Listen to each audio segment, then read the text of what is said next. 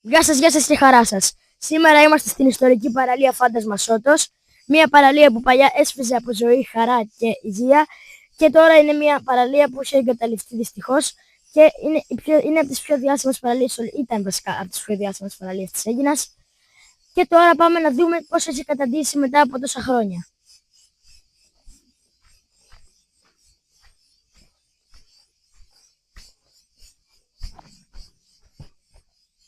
Εδώ πέρα θέλει προσοχή όπως περπατάς, γιατί μπορεί κάθε βήμα που κάνεις να σαβουριαστείς.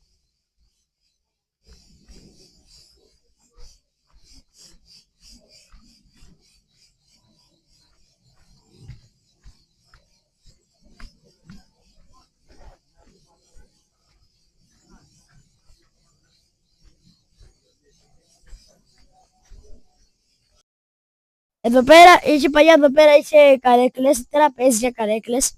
Εκεί πέρα πιο πίσω είχε ξαπλώστρες. Εκεί πέρα πίσω, άμα δείτε, ένα σαν λιμάνι μοιάζει λίγο. Αυτό εκεί.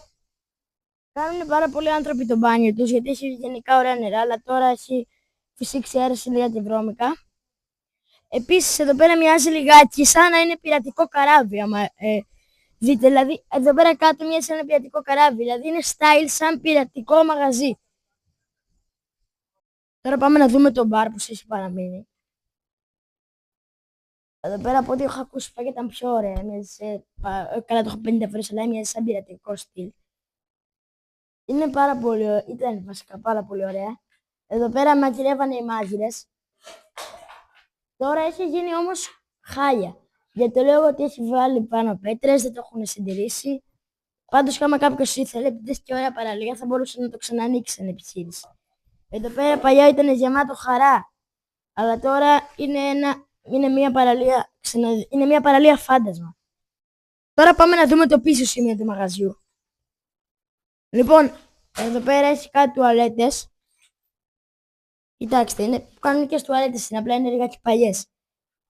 Εδώ έχει ένα δωμάτιο σαν αποθήκη. Και εδώ έχει κάτι άλλες τουαλέτες, οι συννηπτήρες. Εδώ είναι η κουζίνα του μαγαζιού. Από ό,τι βλέπετε έχει αυτό εδώ. Που είναι για να βγαίνει ο άτμος.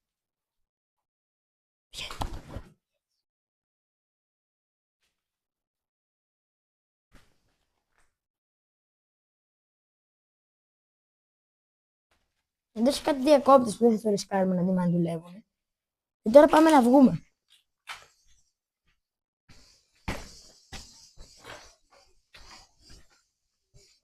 Και βλέπουμε την πεντακάθαρη θάλασσα.